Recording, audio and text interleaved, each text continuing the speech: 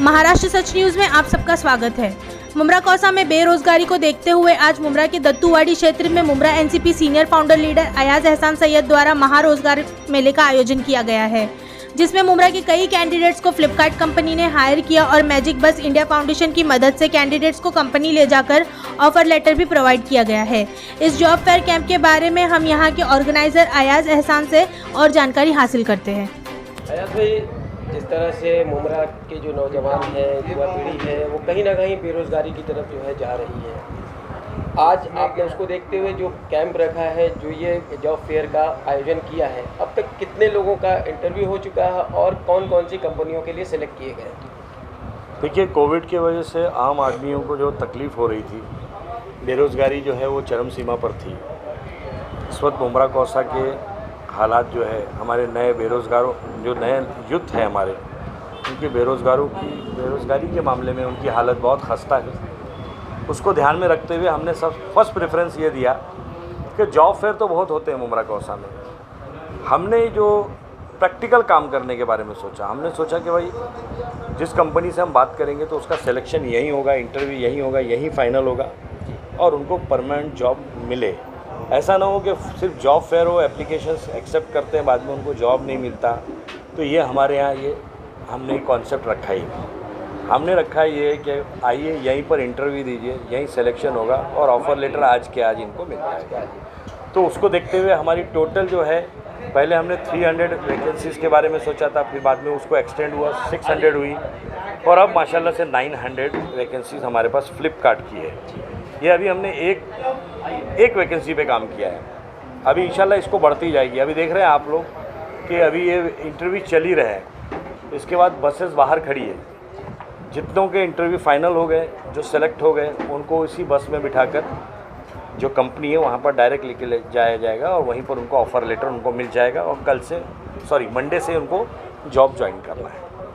जिस तरह से देखा गया है कि माननीय जितेंद्र अवार्ड साहब ने भी कई सारे जॉब फेयर रखे, लेकिन उसका अभी तक का किसी को भी रिस्पांस मिला नहीं है।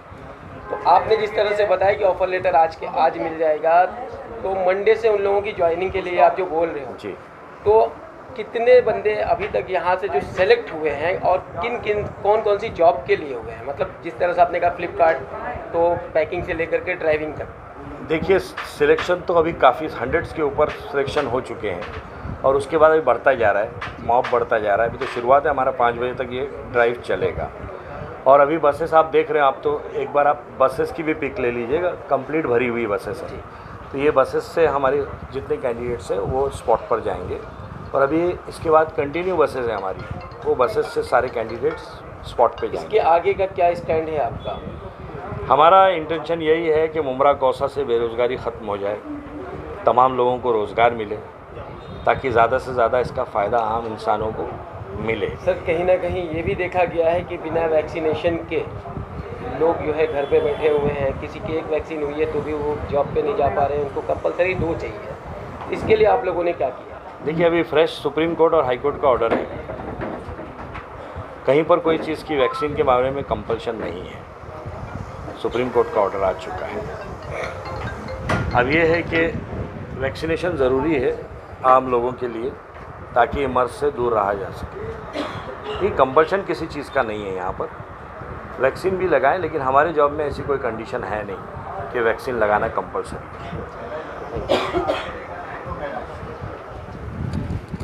फैसल भाई, क्या कहेंगे? आज जैसे अयाज भाई ने कहा कि 900 लोगों का सिलेक्शन हुआ है अभी यहाँ पर, अभी इनको जो है भिवंडी फ्लिपकार्ट में भेजा जा रहा है, वहाँ पे उनको ऑफर लेटर दिया जाएगा। आने वाले वक्त में मुमरा कौसा के लिए जो जॉब फेयर जैसे चल रहा है, उसके ऊपर क्या कहेंगे? देखिए, सबने किया है और अयाज भाई ने भी ये जॉब फेयर अरेंज करवाया है। हमारा मिशन और मोटो यही है कि हमारे मुसलमान भाई जो भी हैं और जो भी मुमरा के रहवासी हैं, नॉन ओनली मुस्लिम, एवरीवन जो भी हो, उनको हम बेरोज़गारी से हटाएं। बिकॉज़ कोविड के वजह से काफ़ी लोगों की जॉब चली गई है और आज कोई भी लेवल पे काम करने के लिए तैयार है। जैसे कोई इंजीनियर भी है तो वो एक नॉर्मल कॉल सेंटर में काम कर रहा है। जैसे मेरे कलीग्स कितने हैं जो आज नॉर्मल कॉल सेंटर या BPO या नॉर्मल रिटेल शॉप्स में काम कर रहे हैं। तो हमारा मिशन यही है कि एटलीस्ट कुछ इनकम सोर्सेज बन जाए और हमारे मुमरा कौसा से जो बेरोज़गारी है वो हट जाए। तो एक बार बेरोज़गारी हट जाएगी, जब पैसे आने लग जाएंगे और फैमिलीज़ अच्छी चलने लग जाएगी तो हर एक चीज़ हो सकती है। मुमरा के आवाम को क्या मैसेज देंगे, खास करके यूथ को? देखिए, यूथ का हमारा हमेशा से यही रहा है कि हमारे नौजवान को आगे बढ़ के सोशल एक्टिविटीज़ और एजुकेशन के ऊपर ज़्यादा से ज़्यादा ध्यान देना चाहिए और हायर लेवल जितनी एजुकेशन ले सकते हैं वो करनी चाहिए। जैसे हमने भी पार्ट टाइम जॉब करके हमारी एजुकेशन कंप्लीट की। तो अगर हम एजुकेटेड रहेंगे तो फील्ड में कोई हमें मतलब मात नहीं दे पाएगा, हम आगे जाएंगे, सक्सेस होंगे। तो हमारा मैसेज यही है कि जो भी आप काम करें, जहाँ भी आप काम करें, उसको 100% करें। कोई काम बड़ा छोटा नहीं रहता है, क्योंकि आज आप देख रहे हैं सब जन कोई भी काम करने के लिए खड़े हुए हैं। तो ये कोविड ने ये भी सिखाया है हमको कि कोई भी चीज़ बड़ी और छोटी नहीं होती है। जो भी आप काम करें आपका 100% दे, बेशक ऊपर वाला है जो आपको तरक्की देगा। भाई देखा गया है कि आमतौर पे ज़्यादातर प्लेसमेंट्स जो होते हैं वो आफ्टर 3 मंथ्स तक जो है बंदों को देखते हैं, उसके बाद ही सैलरी जो है जनरेट करते हैं। तो क्या है इसमें? नहीं, इसमें तो फ़िलहाल ऐसा नहीं है। इसमें आप सेलेक्ट होंगे, हाँ ये भी कॉन्ट्रैक्ट बेसिस ही है। और अभी जो बसेस भर के जा रही है इनको ऑफ़र लेटर प्रोवाइड किया जाएगा फ्लिपकार्ट की वजह से थ्रू। और फ्लिपकार्ट का वेयरहाउस है भिवंडी में जिसमें ये सब प्लेस हो रहे हैं। और यही नहीं जॉब है हमारे पास, ये तो सिर्फ एक ऑप्शन है जो हमने अभी सबके सामने एग्जीक्यूट किया है। जैसे हमारा एक ग्रुप है, मेरे ख्याल से मेरे पास 5 ग्रुप है अभी। अयाज़ भाई उसके एडमिन है और हम लोग वो जो ग्रुप चला रहे हैं उसमें मेरे ख्याल से एक ड्राइवर से लेके मैनेजर, एरिया मैनेजर, या हमारे पास तो शिप के कैप्टन तक की जॉब है, क्योंकि मैं खुद सीमैन हूँ। तो मेरे पास ऐसे रेफरेंस है जो मरीन में भी जॉब करा सकते हैं और हमने काफ़ी लोगों को लगाया भी है इस 2 महीने के अंदर। सर, आज की जनरेशन जहाँ तक नशे के ऊपर ज़्यादा ध्यान दे रही है, उसको लेकर के क्या कहें? नशे को एक्चुअल में हमारी एजुकेशन नहीं है उतनी, और एजुकेट नहीं है, और एजुकेट है भी तो वो एक्चुअल में एजुकेशन होती है सबके पास में, बट वो एग्जीक्यूट नहीं कर पाते एजुकेशन को। होते ना पढ़े लिखे जाहिल जैसा जिसको बोला जाता है, तो पढ़े लिखे रहते हैं बट थोड़ा सी अगर डिप्रेशन में जाने के बाद वो बोलते चलिए ड्रग्स ही है उसका एक हल है कि आपके मेंटली रिफ़्रेशर दिया जाए। बट मेरे ख्याल से वो रास्ता नहीं है आपके डिप्रेशन दूर करने के लिए। और दूसरी तरीके भी हैं, आप दूसरे तरीके भी यूज़ कर सकते। नमाज़ रोज़ा करिए, अगर आप हिंदू हैं तो आप मंदिर में जाइए, आप क्रिश्चियन हैं तो आप चर्च में जाइए, वहाँ जाके आप रिफ़्रेशल कर सकते हैं अपने आप को। बट हम लोग सजेस्ट ये करते ही नहीं कि कोई हमारा यूथ ये ड्रग्स और एडिक्शन की तरफ जाए। और हाँ, बस ये हमारा मिशन है और ये हमारा मोटो है कि हम ज़्यादा से ज़्यादा लोगों को जॉब पे लगाएं और एजुकेशन के अंदर किस तरीके से लेवल पे जा सकते हैं। जैसे हमारे यूथ पढ़ लेते हैं, जैसे हम 10th पढ़ लिया, 10th के बाद 12th पढ़ लिया, ग्रेजुएट कर लिया, बट उसको मालूम ही नहीं है कि वो ग्रेजुएशन के बाद करे क्या। अब 90% अगर आप यूथ को पूछेंगे कि भाई आपको करना क्या है, तो उसको मालूम ही नहीं है कि 10वीं के बाद 12वीं के बाद करना क्या है। सोच रहा हूँ मैं अभी तक, और वो कोई भी बोलता है और कोई भी लाइन में वो चले जाता है। तो हमारा ये सजेशन है कि हमारा ग्रुप इसके पर भी काम कर रहा है। अगर कोई यूथ को अगर आगे जाके ये करियर का बिल्डअप करना है, या अगर उसको पूछना है कि हम आगे जाके करें क्या, क्योंकि 12वीं ग्रेजुएशन के बाद आपका सबसे मेन मिशन रहता है कि आप जाए कौन सी फील्ड में जो आप सूटेबल रहें उसका। अगर एक इंजीनियर को अगर आप डॉक्टर की फील्ड में डाल देंगे तो वो कभी डॉक्टर अच्छा बन नहीं पाएगा, और अगर डॉक्टर को अगर इंजीनियर के अंदर बना देंगे तो वो इंजीनियर अच्छा नहीं बन पाएगा। तो बच्चे को ये पता चलना चाहिए कि कौन सी फील्ड उसके लिए सूटेबल है, क्योंकि वो अपने 5 साल 7 साल वेस्ट कर देता है। जैसे मैंने होटल मैनेजमेंट किया था, अभी मैं सिविल में हूँ, तो मेरे को राइट गाइडेंस नहीं मिली तो मैंने होटल मैनेजमेंट कर लिया। तो वो मेरे करियर के ख़िलाफ़, मतलब मैं उसके अंदर फुलफिल था ही नहीं, तो मैंने अपनी लाइन चेंज कर लिया। बट कि मैंने 5 साल मैंने वहाँ पढ़ाई की, 10-15 लाख रुपए फीस जाती है। तो ये गाइडेंस भी कोई देने वाला चाहिए हमको कि हमें कौन से टाइम पे कौन सी एजुकेशन लेनी है, तो हमारी यूथ जो है वो अच्छे से कमाई में और एक स्टैंडर्ड लेवल पे जा सकते हैं।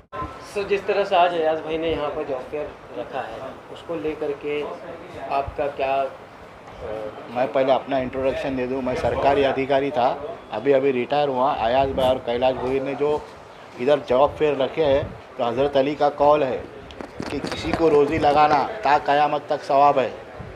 तो इसके लिए जो है जॉब फेयर जो है लगाने से कई लोगों को रोज़गार मिलेगा, और वो रोज़गार मिलने से लोगों का फ़ायदा होगा और ऑटोमेटिक लोग जो है नशे की तरफ नहीं जाएंगे।